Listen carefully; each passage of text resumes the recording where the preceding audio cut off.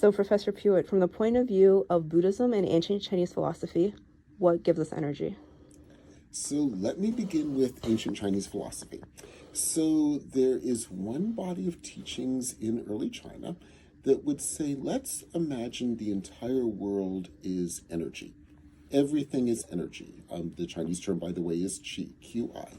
And if everything is energy, then it means there are simply different types of energies throughout the world. And let's begin putatively with spirits above. So spirits above in early China would be understood from this perspective as pure energy, but pure, highly, highly refined energy. Meaning for them, the spirits, they are flawlessly resonant with their world. They flawlessly connect with everything around them. They can work with the world and shift the world, but not by actively trying to change it, simply by the ways they work with it.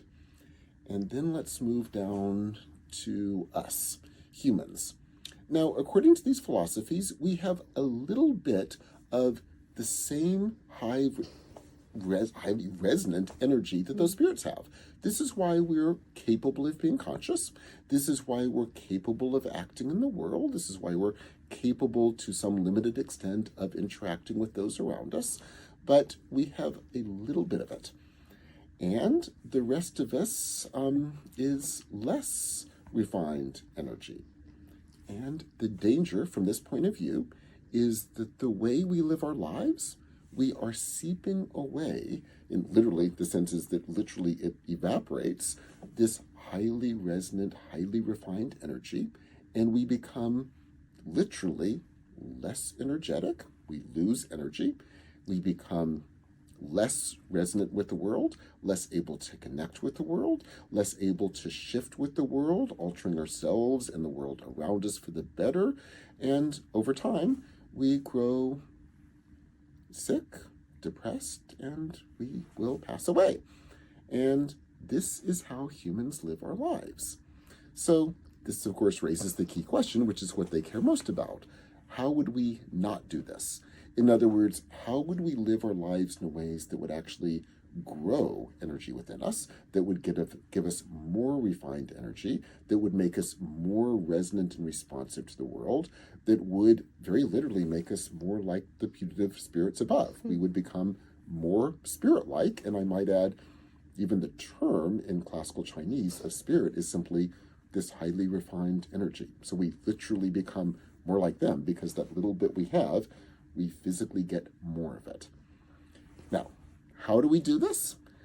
It often comes down to the very basic mundane things we do in daily life, which sadly is where usually we are losing all of our energy, but where on the contrary, we could be growing it.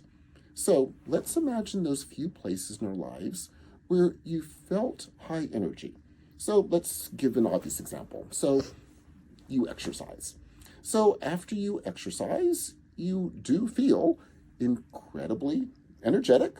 You feel that incredible resonance with the world. You feel this heightened sensitivity, like you literally see things better, you hear things better, you're more connected, you feel just this incredibly energetic resonance with everything around you. Then, of course, it dissipates almost immediately thereafter. But you felt it. You know what it feels like. Let's imagine another example. You have an incredible conversation with a close friend where you just really connect and these ideas are just flowing. You feel the exact same thing, that incredible high energy, the incredible resonance and responsiveness. And then, of course, the conversation ends and it dissipates. But let's stick with those two examples. What would it mean to be experiencing that all the time? And what this means in practice is the following. Think of those moments, rare moments. They sort of happen sometimes, often on a weekend when we have time to do something like exercise or talk to a friend, and then the rest of our 5 days where we're losing energy. But then begin to rethink the way you live your life. Begin to notice the things that are dragging away your energy, and sadly you'll notice that's most of what you do. You will notice the emotional way you interact with people around you. It physically drags away your energy. all of the feelings we often have that dominate us, our anger, our resentment, our jealousy, but even the momentary happiness, if the momentary happiness is doing something quick that will make us happy, that too very quickly will drag away our energy because you're sort of spiking. Angry, sad, resentful, jealous, and even when happiness is one of those, it's these spikes, and we are losing our energy.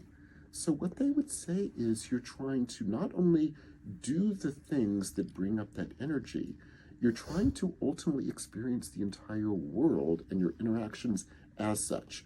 And you begin to gain what you feel, what they will call, and you will certainly feel this in practice, a kind of calmness.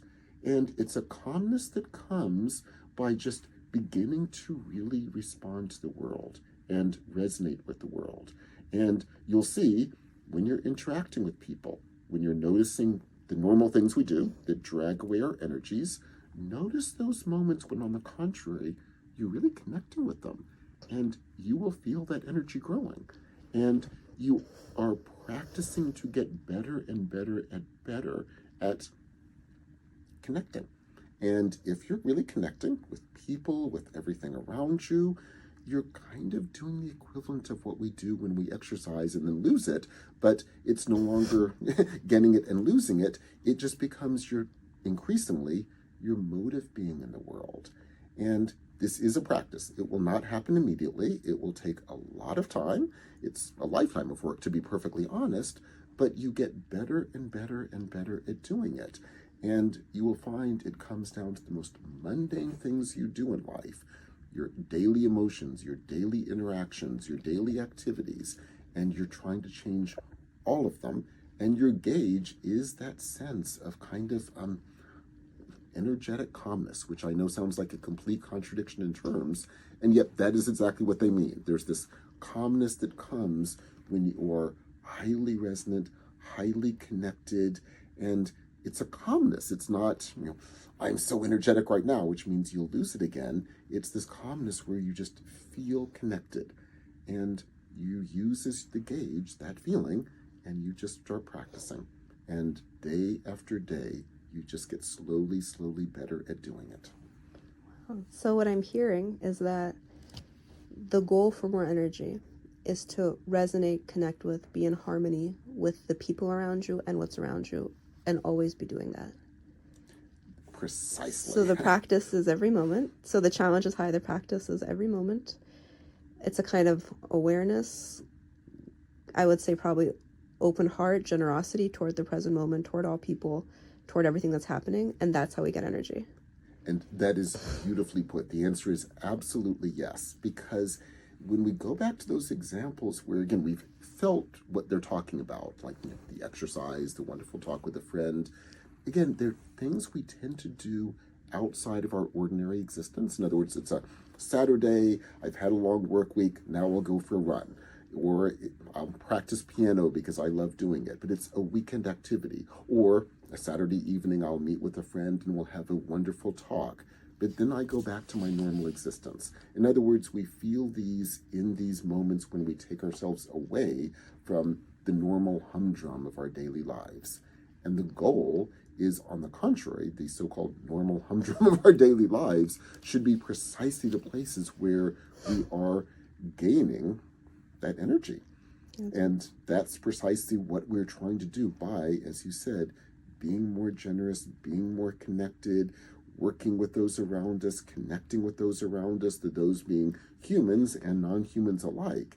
And the more we build that into our daily practice, the more we feel that energy growing, and then we just continue it and continue it and continue it over the course of a lifetime, where you just get better and better and better at gaining this energy, and again, you become literally more like the spirits above.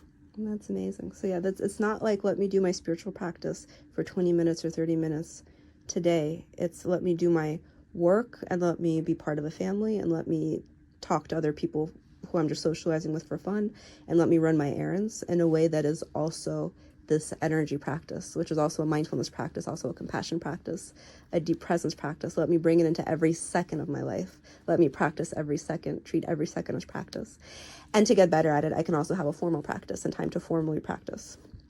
That's a beautiful way of putting it, because the answer is yes, you can definitely have a formal practice where you'll get really good at doing this in that restricted space where you'll leave the family, close the door, and that's the space where you can do these practices. And that can be very helpful because it's where you can be really focused on the practices. But the danger is then, of course, you open the door and we return to our normal life, and then you're sort of living for those moments when you can go back and close the door. And the goal, exactly as you said, is you want to develop those practices in the most mundane aspects of your daily life, when you're buying groceries, when you're changing diapers, when you're just the most very basic things where we would think this is the exact opposite of a spiritual practice. But if it's a real spiritual practice, you're doing it precisely in the most mundane aspects of your daily life. Yeah. And you're growing spiritually, and as a bonus, you get more energy also. So that's a big challenge for everyone hearing this video, to bring the practice into every moment of our lives very deeply. There's no halfway about it. And I've had meditation students come to me and say, Elizabeth, I just love meditating. I love doing compassion meditation. That's all I want to do. I don't want to live life. But life is where the rubber hits the road, and where you can start to treat the rest of your life as that practice. And then I would argue your life becomes much more interesting. It's not like, oh, I don't like this, and this challenge is not a challenge I want to face, and this moment isn't perfect. It's like, what a perfect moment for me to practice even more, staying calm, connecting, resonating in these challenging circumstances. And there's always challenging circumstances. And as you do that, you feel connected to yourself, you feel connected to the world, and you get a lot more energy as a result. It's like the world encouraging you to be that way.